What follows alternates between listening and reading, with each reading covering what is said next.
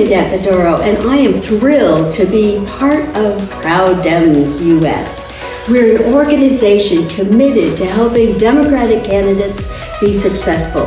And right now we are filming the incredible New Mexico Democratic candidates that we have for statewide offices. We're trying to go deep so that you can hear them, see them, and decide which is the best candidate for you to vote for on June 7th. And I'm Roberto James Montoya, and I hope that you enjoy this presentation of Meet the Candidate.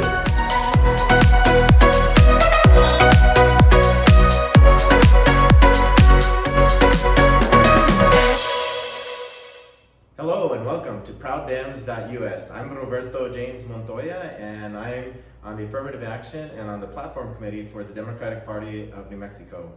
And I'm Bernadette Fedoro. I'm the chair of the Santa Fe County Democratic Party. I'm the past president of the Santa Fe County Federation of Democratic Women and on the national board of the Federation of Democratic Women, the past recording secretary. And we're so glad to have candidate Raul Torrez with us today. Thank you for having me. I really appreciate it. Thanks for being here. Mm-hmm. All right.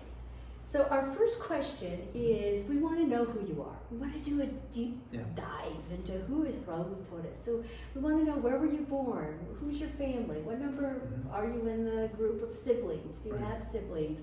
And where are you now? Where'd you go to school? Tell us all about you. Okay, so I was born and raised in Albuquerque, New Mexico. My mom's a public school teacher. My dad was a career federal prosecutor, the longest serving federal prosecutor here in the city. I have a wife and two children. My wife, Nasha, is also an attorney. She's currently the Dean of Students at the University of New Mexico. Our oldest daughter, Luna, is 12, and our son, Cayetano, who I think many folks probably saw at the convention, is 9. And what else can I tell you? I grew up in Albuquerque. I spent the first 18 years of my life there. I went away for college. I went to Harvard University. I then got a master's degree at the London School of Economics. I came back to the United States, worked briefly at a nonprofit in Los Angeles, the Cesar Chavez Foundation, raising money for that organization before going on to Stanford Law School. So I had a ton of student debt by the time I graduated from law school. Most of my friends and classmates went and took big law firm jobs in New York and San Francisco and London and other places. I came home and went to the Valencia County District Attorney's Office, which was paying me at the time $37,000 a year. And I started off being a child abuse, violent crime, sexual assault prosecutor there. And that's where my career got started. All right. great. So tell us how many jobs you've had, or about the jobs you've had in the last 15 years. You kind of covered it a little bit, right, and how those jobs specifically are going to help you in this role. Sure. So when I came back to New Mexico, like I said, I went to the district attorney's office in Valencia County. From there, I was hired by Patricia Madrid and worked as a member of her special prosecutions unit, handling primarily internet crimes against children, child solicitation cases, child abuse cases. I also prosecuted cases involving officer involved in custody deaths. I stayed for a time working for Gary King and was a prosecutor there, and then briefly went to DC. I actually took my family to DC. I was named by President Obama to serve as a White House Fellow at the Department of Justice, where I worked for Eric Holder, the Deputy Attorney General of the United States. I then came home and worked as a federal prosecutor in the United States Attorney's Office. Had a small private practice before taking over as the District Attorney of Bernalillo County in 2016. I was re-elected in 2020 without opposition. Great. Yeah. So can you explain to us in your own words what you believe to be the primary responsibilities of this office of the Attorney General, and tell us if you believe that you can realistically do it with the existing staff? Well, as somebody who's actually worked for 2 different attorney generals in New Mexico, I'm very familiar with how the office operates. I frankly don't think that the work that needs to be done on behalf of the people of New Mexico can be done on the resources that are currently in the office. And so one of the first things that the next attorney general is going to have to do is go before the legislature and advocate, as I have as district attorney, for additional resources, because we have to get very serious about consumer protection, environmental protection, and civil rights. We do a lot of work in supporting local district attorneys on criminal prosecution, on developing public safety policy. But what we really need to do is rebuild the litigation capacity to protect consumers, protect the environment, and really protect civil rights, specifically the right of women seeking access to reproductive health, not just here in New Mexico, but other citizens who probably will be coming to this state to have access to reproductive health. There's going to be a lot of affirmative and sort of novel litigation work that's needed to be done in that area, and so I'm looking forward to leading that charge. Great. So you talked about it a little bit, but if you can go into a little bit more detail, how many times have you run for office, and which offices have you won, and for how long? So I've only run for office twice before, both as district attorney in Bernalillo County. So the first time I ran in 2016, I was taking over for somebody, an incumbent who had been there for 16 years. But I won that election. I ran unopposed in 2020, and now I'm running for Attorney General. Okay, well, that was quick. All right. So do you still have time on your term as the Attorney General? I'm halfway through my term, my second term as District Attorney in Bernalillo. Okay, so if you win this race, then they'll have to fill that position. They would have to fill that vacancy. And you know what's interesting, a lot of people don't realize this, the District Attorney's office in Albuquerque is actually bigger than the Attorney General's office in terms of the number of lawyers we manage, the number of cases we have, the size of the budget, the scope and complexity.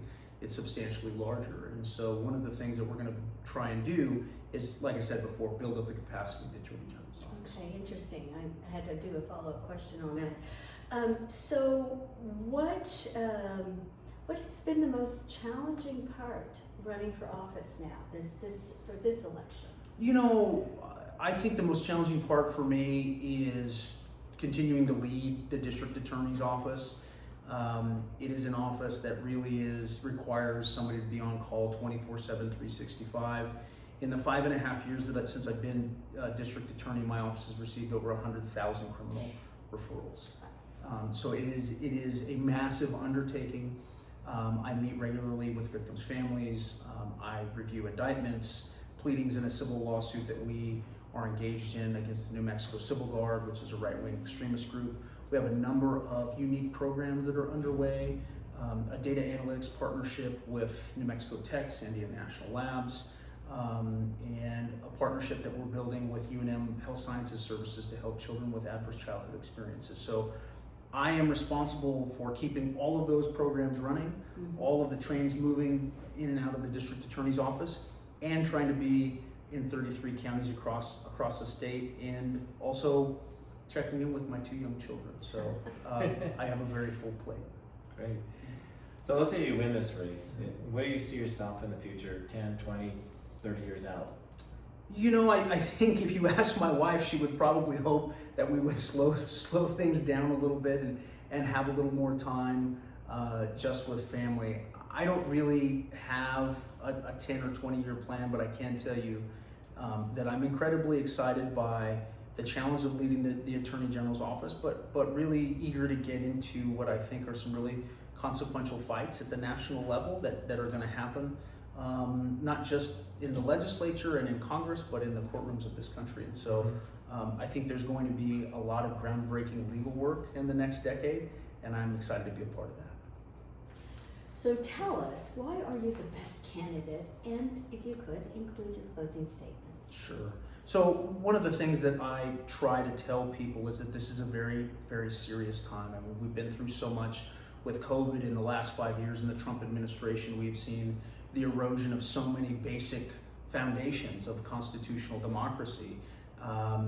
And you know, the biggest example that we saw is the draft opinion that we just got from the Supreme Court that undermines the holding of Roe versus Wade.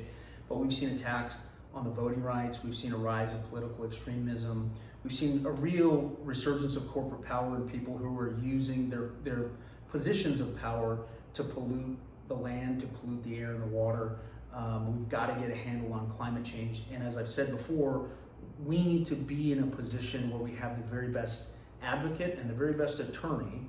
I think I'm the best person for this particular role because I think I'm the most qualified person in terms of having the experience from the bottom up as a frontline prosecutor, somebody who's managed cases, worked at the policy level both here in New Mexico and at DC, and as I mentioned, just managing what is one of the most complex and difficult legal management positions in the entire state in the district attorney's office. I believe fundamentally that we're going to have to rebuild and remake the criminal justice system so that it not only makes us safe, but makes us proud.